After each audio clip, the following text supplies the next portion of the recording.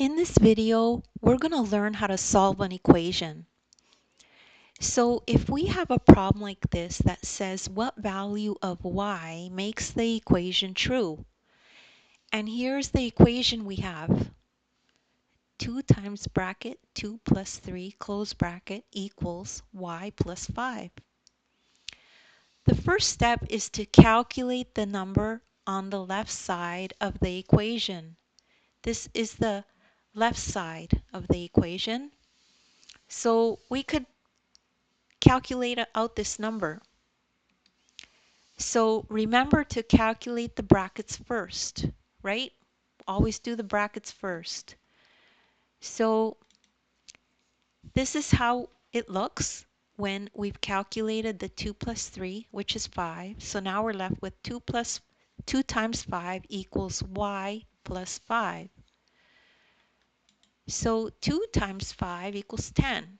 Now we have 10 equals y plus 5. Now the next thing to do is to find the value of y that makes the equation true. So what number plus 5 will give you 10? Well, we know that 5 plus 5 equals 10. So we know now that the value of y equals 5. So the equation is true when y equals 5.